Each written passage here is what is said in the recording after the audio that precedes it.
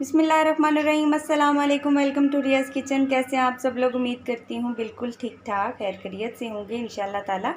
आज हम आपके लिए लेके आए हैं बहुत ही मज़ेदार वाइट गोश्त कह लीजिए, या वाइट बीफ या वाइट मटन की रेसिपी। बहुत ही मज़ेदार है, ज़रूर ट्राई कीजिएगा। इसके लिए बहुत इंग्रेडिएंट्स, बहुत सिंपल, बहुत आसान तरीका और बहुत ही मज़े की रेसिपी है। तो आपके साथ ये रेसिपी शेयर कर रही हूँ, जिसके लिए हमें चाहिए बीफ ले लीजिए। मैंने बीफ लिया है, 1 kg बीफ ले लिया है। आप चाहें तो आप मटन भी यूज़ कर सकते हैं। 1 kg बीफ या मटन। 2 अदद मेरे पास बड़े साइज़ के प्याज थे, ऑनियन है जिनको मैंने 4 पीसेस में कट कर लिया है।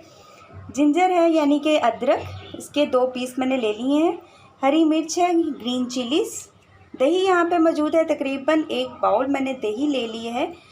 1 टेबलस्पून भर के हमारे पास गार्लिक पेस्ट है, यानी कि लहसुन को कुटा हुआ लहसुन ले लिया हमने।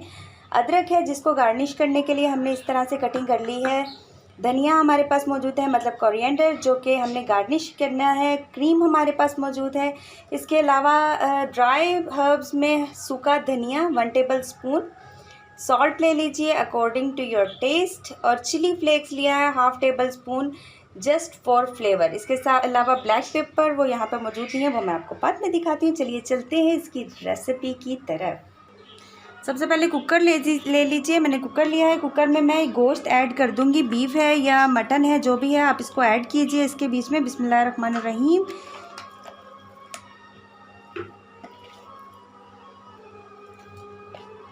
ऐड करने के बाद हम इसमें गार्लिक 1 टेबलस्पून भर के हमारे पास गार्लिक है, इसमें ऐड कर देते हैं। ठीक है।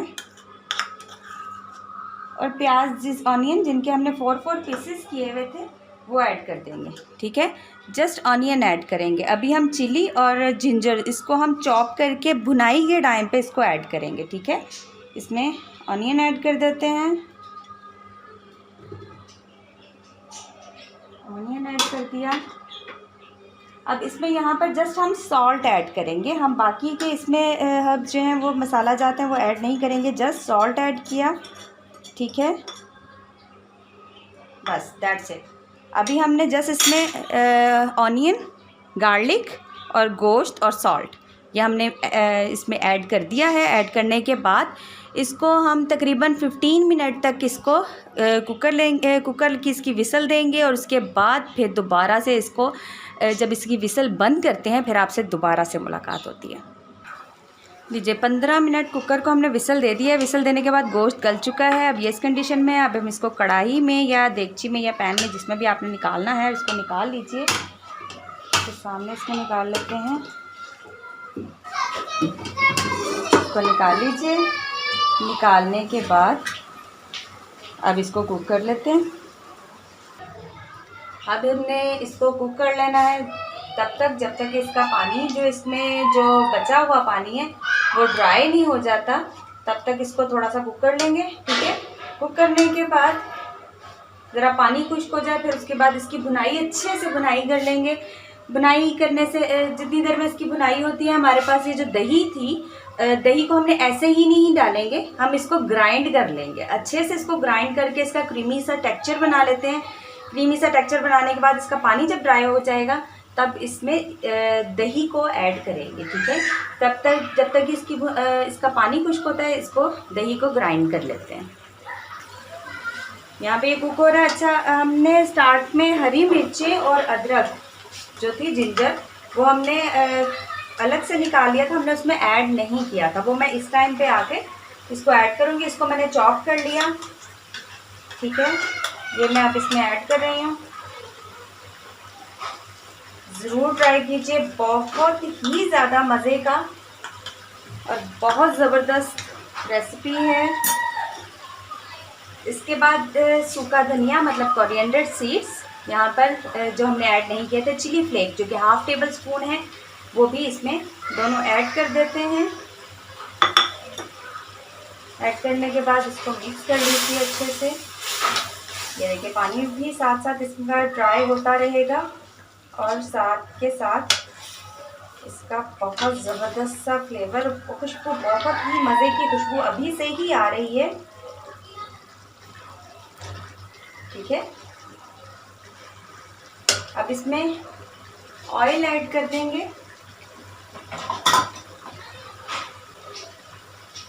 इसका पानी तकरीबन कुछ हो चुका है, हो रहा है, बल्कि थोड़ा सा रह गया है। इस टाइम पे हम इसमें ऑयल ऐड कर देंगे। ठीक है, ऑयल आप अपने हिसाब से भी ऐड कर लीजिए, आपको कम ज़्यादा जितना आपको चाहिए आप उतना ऑयल इसमें ऐड कर सकते हैं। इसकी बुनाई अच्छे से कीजिए, बुनाई में कंप्रोमाइज़ मत कीजिएगा। इसकी बुनाई करते हुए मुझे तकरीबन 4 से 5 मिनट हो चुके हैं। अभी थोड़ी सी अच्छे से ज़रा जब तक इसका ऑयल अलग नहीं हो जाता और इसकी अच्छे से बुनाई नहीं हो जाती, मैं इसको इसी तरह भूनती रहूँगी। हमारे चैनल पे आप न्यू हैं तो जल्दी कीजिए, सब्सक्राइब कर दीजिए। वीडियो अच्छी लग रही है तो लाइक कर दीजिए और शेयर कर दीजिए कि ताकि मज़ेदार सी रेसिपी सभी अपने घर में ट्राई कर सके।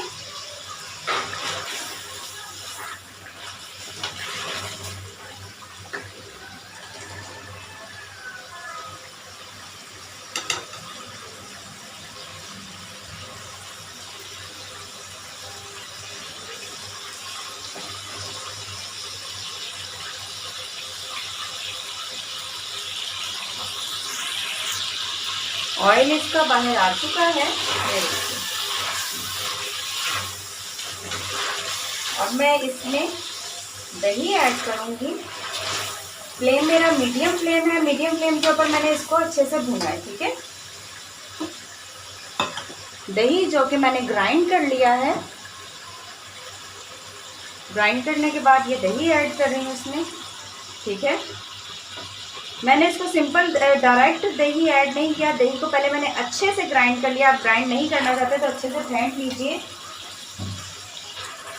तो देखिए इसका बहुत ही ज़बरदस्त क्रीमी सा टेक्सचर है। अब दही का पानी जब तक ड्राई नहीं हो जाता तब तक इसे कुक करेंगे। फ्लेम मैंने मीडियम रखी है, मीडियम फ्लेम के ऊपर ये कुक हो रहा है। दही का पानी खुश्क होता है तो फिर दोबारा से मुलाकात होती है।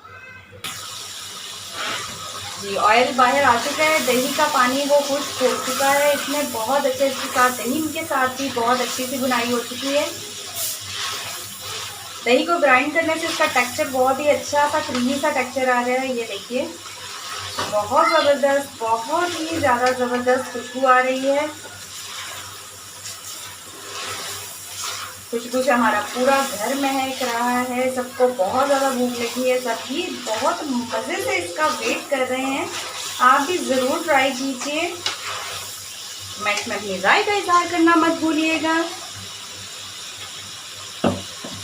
यहाँ पर ब्लैक पेपर है, वो जो मैं एंड में ऐड करूँगी, एट द लास्ट इसमें ऐड करेंगे। ये देखिए ये अच्छे से ये भून चुका है। ठीक है, पहले मैंने इसको सिचली बुनाई की है इसकी, उसके बाद मैंने दही के साथ इसको अच्छे से भून लिया है। क्रीम मैंने ले ली थी, टेट्रा पैक क्रीम मौजूद है मेरे पास। मैंने half packet tetra pack cream ली है। फ्लेम को मैंने स्लो कर दिया है, बिल्कुल दम वाले फ्लेम पे ले आइए। फ्लेम को स्लो करने के बाद मेरे पास टेट्रा पैक क्रीम है, उसको भी मैंने ग्राइंड कर लिया है। ग्राइंड करने के बाद वो भी इसमें ऐड कर देते हैं। बिस्मिल्लाहिर्रहमानिर्रहीम। क्रीम भी इसमें ऐड कर देते हैं।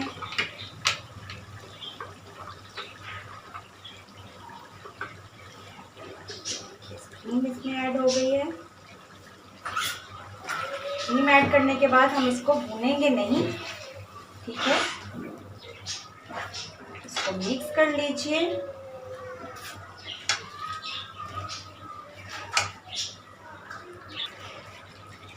मिक्स करने के बाद फ्लेम को इंतहाई दम वाली आंच पे ले आइए। बिल्कुल दम वाले फ्लेम पे रखिए। ब्लैक पेपर इसमें ऐड कर रहे हैं just for flavour, half table spoon इसको ऐड कर देते हैं। कोरिएंडर हमारे पास मौजूद है गार्निशिंग के लिए, इसको भी ऐड करते हैं।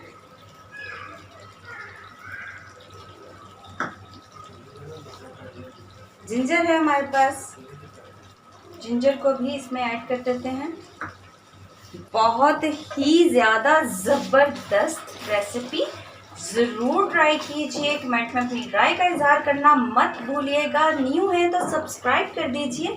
इसको डिश आउट करने के बाद आपसे दोबारा से मुलाकात होगी। जी डिश आउट कर चुके हैं। इसके ऊपर थोड़ी सी गार्निशिंग कर लेते हैं कोरिएंडर सीड्स के साथ, कोरिएंडर लीव्स के साथ, सॉरी। जिंजर है, इसके ऊपर ऐड कर देते हैं और बिल्कुल तैयार है हमारी रेसिपी। ज़रूर ट्राई कीजिएगा। इंशाल्लाह ताला नेक्स्ट रेसिपी के साथ आपसे फिर से मुलाकात होगी। अपना बहुत सारा ख्याल रखिए, दुआओं में याद रखिए।